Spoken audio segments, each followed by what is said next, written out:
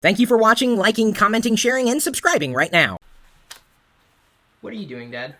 Well, I don't have my Hawaiian shirt on, so I'm making a Hawaiian shirt. Okay. They're falling off. They're falling off? I don't know if stickies are really Hawaiian, so to speak.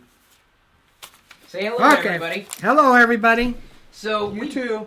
I'm on your guys too, so I'm going to be there one of these days on the live stream. Oh yes, we've got, since Dad here is one of the registered Nomies, we connected him to IRC for the first time last night, so he'll be joining us in chat there soon. The article that was just published in Locker Gnome today is titled 5 Big Changes in Windows 8 That Benefit Desktop Users. Now, you used Windows 8 for the first time just a few days ago. Yes. Beyond the problems of trying to get back and forth between Metro and Aero and some other confusions, like trying to put an app side by side with another is not really easy to do in Windows 8.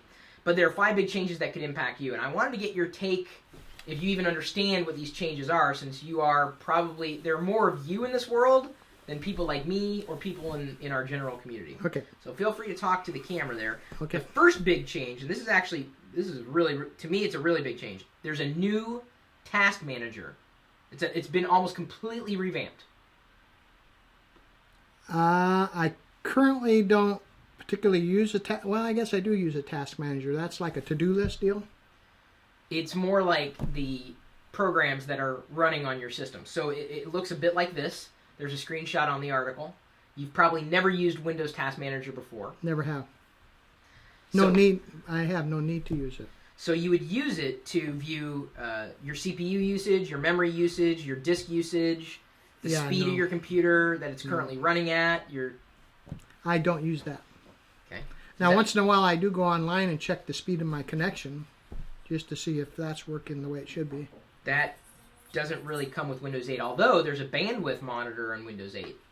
Okay. Well, I might use that once I knew how.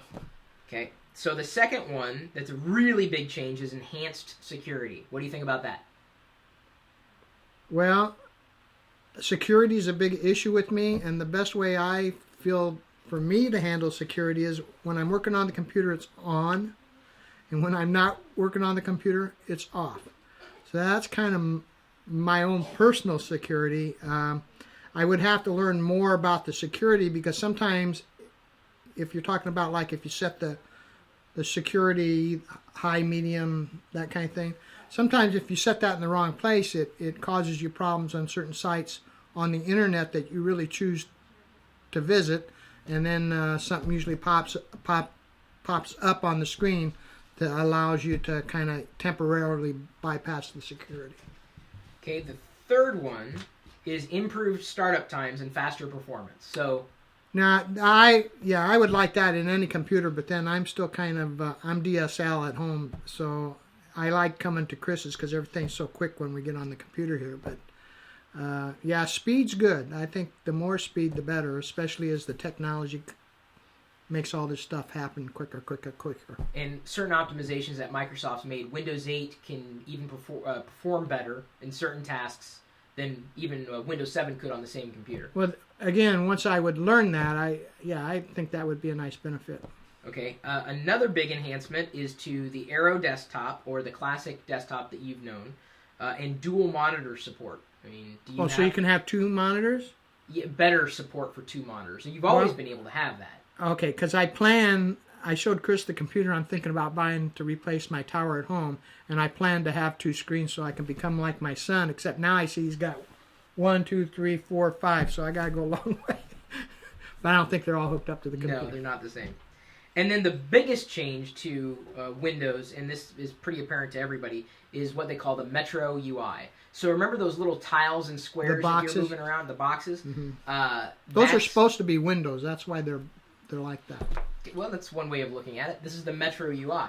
So after we got past the initial hurdles of figuring out, how to get back and forth between the different environments that Microsoft set up currently in the preview, what did you think about that Metro UI interface on the desktop? On the desktop, I didn't think it really, because this screen's so big, maybe that makes a difference, the size of the screen, but then it wouldn't make, because everything would be proportional. I thought it didn't take up a whole lot of space on the screen, and I don't know if the boxes or Windows, whatever you want to call them, or they have a different name for them too, besides those two things. But Tiles. if you can, tiles. If you can make them bigger or smaller to adjust them, so you can kind of get them in the hierarchy you want them. Because I mentioned the other day I read left to right, and so I like the most important things at the top to the left. So that's how I would arrange the tiles. And you used it for, I'd say, a fair amount here, at least. I mean, is it Just something the you front could get, screen. Yeah, is that something you could get used to? Well, I think it's like anything. To get used to something, you really have to use it. And to be 100% fair, I should try to use it. Except the problem was it was getting a little more frustrating to try and find things I was trying to do. But once I would know how to do that, and I'm not the type of person that likes to read through a manual of any kind. I just like it nice and easy, kind of like, well, I hate to say it, kind of like the MacBook shelf was. Everything was right there for me. So that Metro UI on the desktop was a little frustrating, but on the touch experience for Metro, Oh, it was really, yeah, day. you guys have to stop by. If you don't have a Microsoft store, I'm sure Best Buy or someplace might have it. I'm not plugging anybody. You go wherever you can go to look at one of these tablets with Windows 8 on it, because it looks kind of cool on that. That kind of turned the light bulb on for me, and I mentioned that yesterday, that they're taking that app that's going to work real nice on their tablet and trying to force all those people that don't want to use it to use it on a desktop.